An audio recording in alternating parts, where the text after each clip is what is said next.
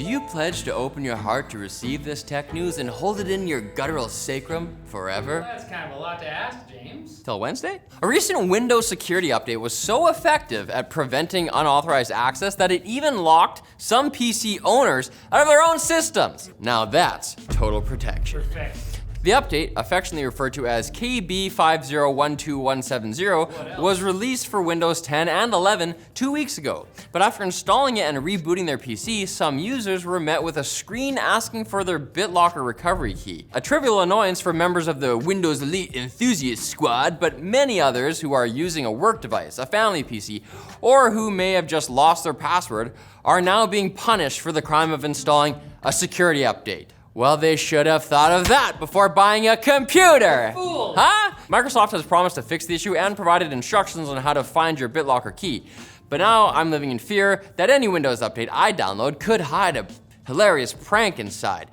Like, doesn't matter what you copied, Control-V only pastes Wojak memes. Haha! Wojtek? Wojak? I don't know what that is. Gotcha, anyways. Yeah, that's good. I'm not online enough to know. Last week, we briefly mentioned a flaw in how iOS handles VPNs, which has persisted for more than 2 years. But Apple has now responded to coverage of the issue by security researcher Michael Horowitz and others by saying the behavior you are seeing is expected. Okay, never mind guys, Apple's got this. Is what Jonathan Horst would say, got him. The flaw involves iOS continuing to send some data outside of the VPN connection when a VPN is enabled.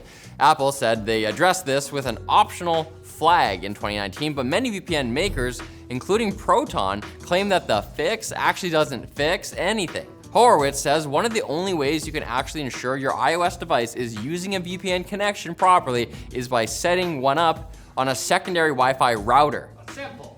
Classic Apple simplicity. The router is white, it's very minimal. No antenna. And Sony is the target of a UK class action lawsuit alleging that Sony has overcharged 9 million PlayStation owners by as much as 5 billion British pounds. Not each though, not each. The suit, led by self-described consumer rights champion Alex Neil, accuses Sony of executing a genius plan to rip off, this is my Band-Aid motion, rip off anyone who has bought a PlayStation game since 2016 by nefariously collecting the gaming industry's standard 30% cut of console purchases. Oh, evil. It sounds a lot like Epic's argument against Apple's App Store Commission, although Epic made pains to distinguish mobile devices from traditional consoles. This claim demands Sony pay affected consumers between 67 and 562 pounds, which I can't even lift. But I'd advise gamers from across the pond not to hold their breath. A very similar class action in California was just dismissed back in July.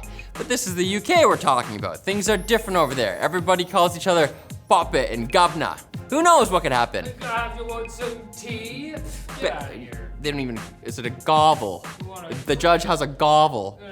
Now it's time for the quick bits brought to you by Vultr, provider of high performance cloud servers, bare metal, storage, and managed Kubernetes. You can easily deploy your preferred OS through 12 pre-selected options and even bring your own ISO. And with 25 server locations worldwide, you'll enjoy low latency wherever your users are. Plus, the new Vultr Kubernetes engine takes the hard work on for you, so you can operate and scale with confidence. Try Vultr today and receive an exclusive 30-day $150 code for new signups at the link below. Edson, divert all power from shields to quick bits. We're going in raw, #1.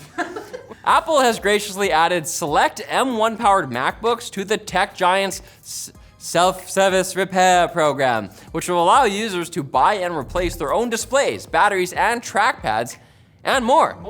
Even more than that. As with Apple's other products in the program, it's only really worth the price if you trade in your old parts, and on top of that, you're almost certainly going to screw it up, so what do you have against the geniuses in the Apple Store anyway? Do you hate them? Do you hate jobs? American jobs?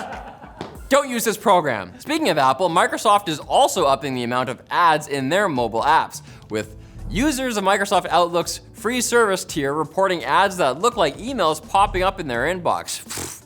Using Outlook was your first mistake. Previously, a feature called Focused Inbox prevented such ads, but not anymore.